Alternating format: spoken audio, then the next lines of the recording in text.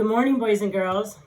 Mrs. Peterson learned something yesterday. You should never put a whole bottle of baby powder in your hair because when you wash your hair, it turns into paste.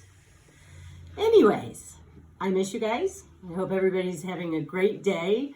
The sun is out, so I hope you go outside to play.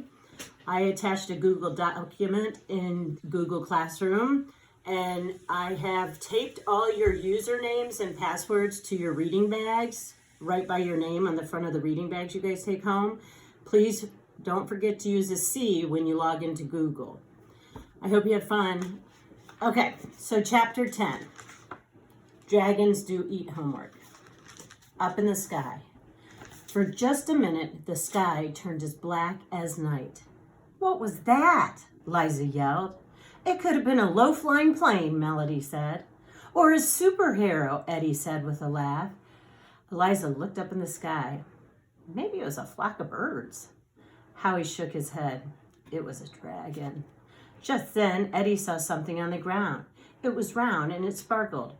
He reached down to pick it up. What's this? He asked.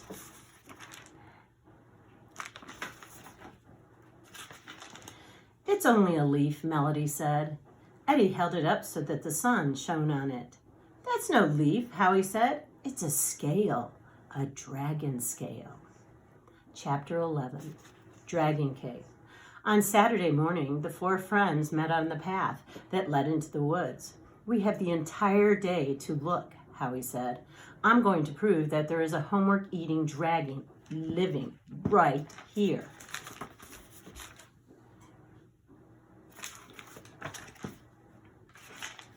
Liza looked up into the woods. Where do dragons hide? Howie held up a book about dragons. It says here, dragons hide in caves and watch over their treasure. Eddie suddenly got excited. He pushed Howie's book aside. You can keep your books. I want the treasure. Where should we start looking? Melody asked. Just then they heard a sound in the leaves. Howie darted behind a tree. Liza hid behind a rock. Eddie climbed up a tree trunk, and Melody dived into a bush.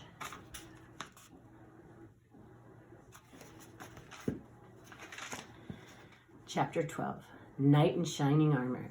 A man walked by on the path. He was dressed in silver. Silver shoes, silver pants, silver jacket. He even had on silver glasses and a silver bag on his shoulder. Who's that? Eddie asked after the man disappeared down the path.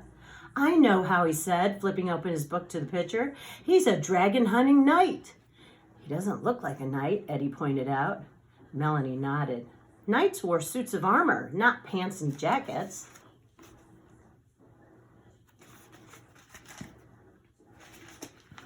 But they did spend lots of time hunting dragons, Howie said as he rolled his eyes.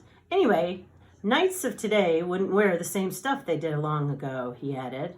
Why would a knight be creeping through these woods? Liza asked. To find the dragon, Eddie said matter-of-factly.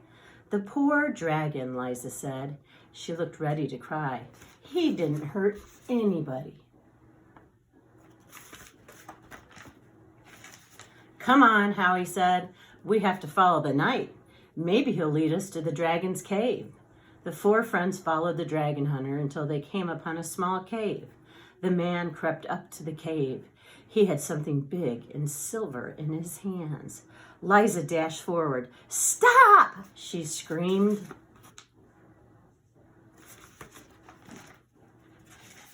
The man in silver ducked.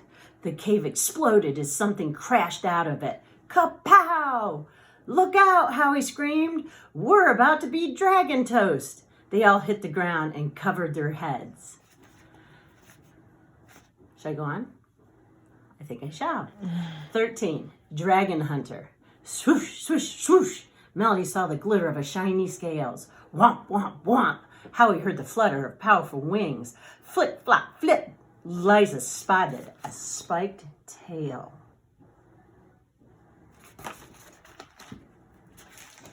Snort, snort, snort. Eddie thought he saw smoke, and then it was all gone.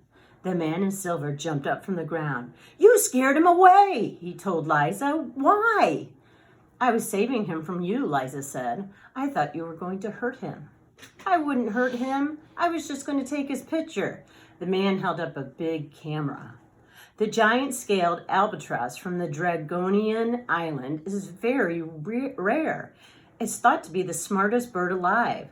I've been following... Hold on. This bird for 10 years. Now I have to start hunting for him all over again. With that, the man took his camera and crashed through the woods after the albatross. Chapter 14, Treasure. So it wasn't a dragon after all, Liza asked. It was only a bird, Melanie asked. There wasn't any treasure? Eddie kicked a rock. We were dumb to think a dragon would like to eat homework. Don't be so sure, Howie said as he looked inside the cave. You might be wrong, he said. Maybe dragons do eat homework. The kids peeked inside the dim cave. Scales of different colors lay on the floor of the cave. What's that? Liza asked, pointing to a big pile. The dragon's treasure, Howie said. Treasure! Eddie cheered and ran inside.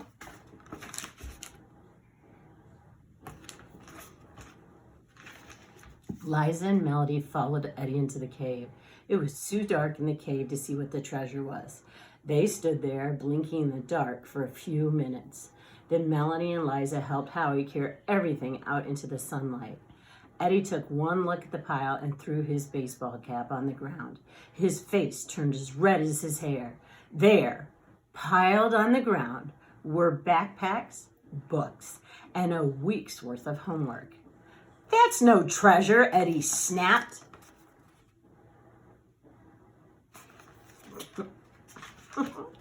Yes, it is, Howie said with a grin. Books and homework help us learn. That's the best treasure a kid or a dragon could ever have. Winners! The end. Dragons do eat homework. I did not see that coming. I did not know that it was an actual bird that a man was chasing. So, did you guys think that the homework was a treasure? Or would you have liked to see something else? I miss you. Have a great day. Get outside. Breathe some fresh air.